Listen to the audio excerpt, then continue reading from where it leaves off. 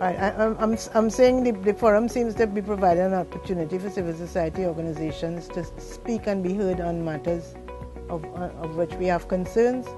For example, eradication of poverty, crime and violence, gender inequality, vulnerability to natural disasters, those kinds of things.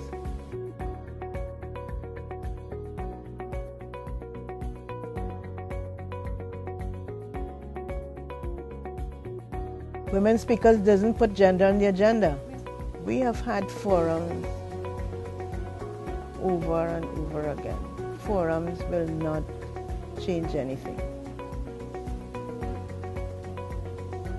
The forum should be designed in a way to encourage and facilitate participation of the people who are most affected by the difficulties we have in the region. And also, very importantly, that it starts off with a sense of our Caribbean identity. Because it seems that what is missing in a lot of these is a sense of who we are and what makes us Caribbean before we could go ahead to determine what is the future. It's like any other human being. If you don't know who you are and and you understand and value your potential, that is what will determine what your future is.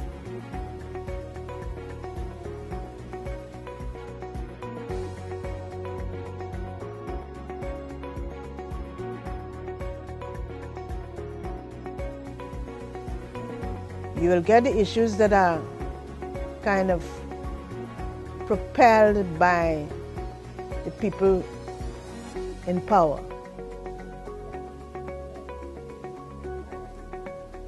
So the real problem is, how do the people at community levels, the disadvantaged, get a real voice? Who will speak for them? We've had sufficient experience of people purporting to speak for the people who really are the future.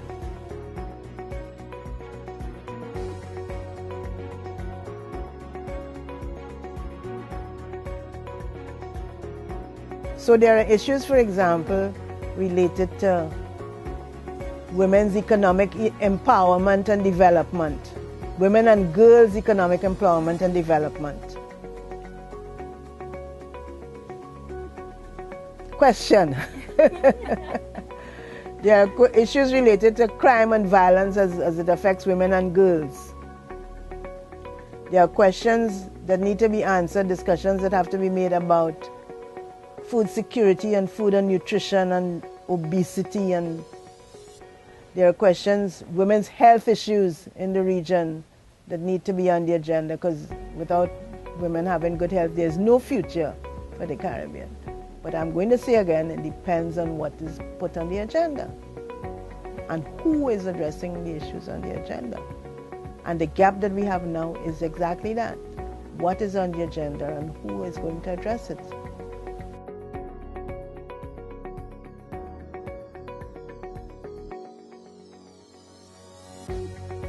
This is the opportunity, because without that, we will not arrive at a sustainable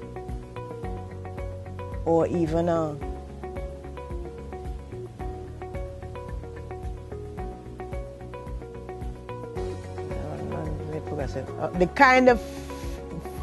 creation of the kind of Caribbean that we want our children to grow up in cannot be achieved without the proper guiding focus and principles of gender equality, of participation by the people who are supposedly the beneficiaries, of listening to the voice and of women and civil society and people who are supposed to benefit. Well, there is a lot of research that has been done on gender issues, whether it's women's health, sexual and reproductive rights, which needs to be shared and understood. Because we had an experience the other day at CSW when we raised the issue of sexual rights, when the people who were speaking on our behalf said they didn't know what that meant. So there's a lot of learning and understanding of women's issues that has to happen if we are to arrive at the right outcomes and decisions.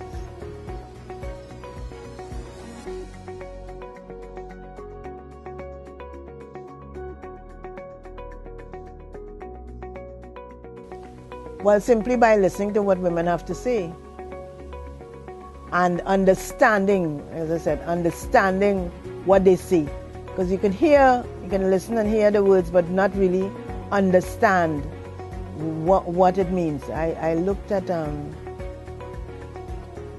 film yesterday evening about LGBT rights, and the significant thing about the story was that the story was being told from the perspective of the young woman.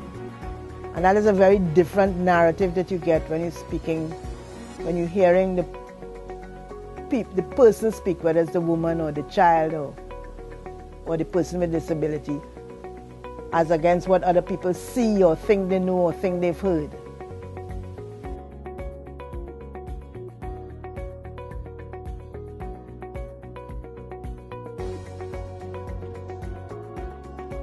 We can be very disruptive. And in fact, I think there's a view that the prevailing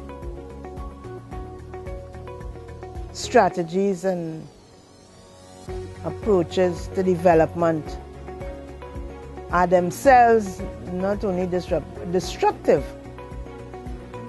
and need to be uprooted and replaced by realistic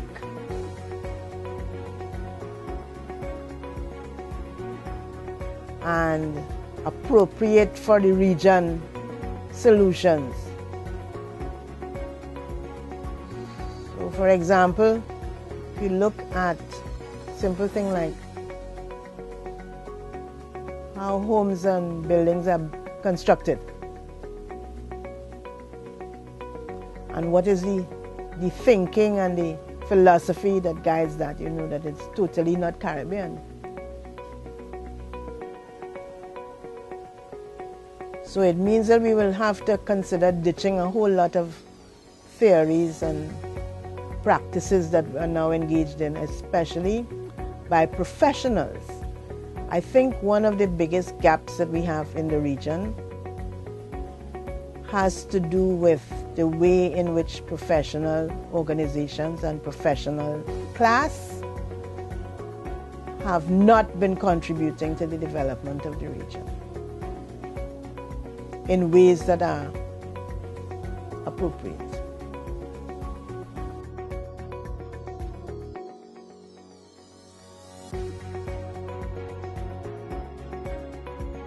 Yes, you need a diversity, but like I said, the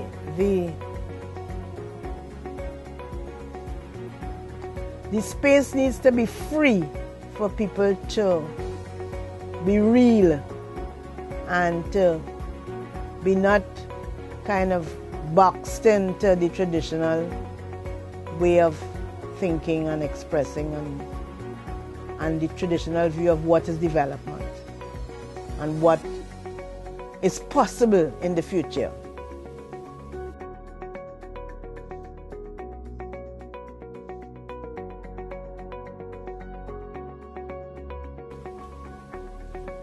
Well, we are always hopeful that we could be sufficiently disruptive to make a difference. There's a huge gap between where the people are and the high level. And it takes some navigation sometimes and some kind of ladders to kind of bring those different levels together. And therefore, that is probably the major task of the forum. How you make the link between the reality on the ground and the high level thinking and the power structure and the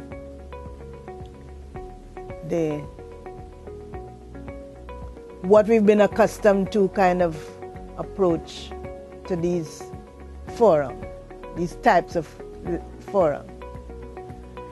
It will require some really creative management of the voices on the ground into a process that produces a useful outcome. That takes very skillful management. So it's not just a matter of people stand up and talk, and it's not just the people kind of lecturing either. It is somewhere between the real stories and the lectures that you get the possibility of framing a new way forward that carries everybody.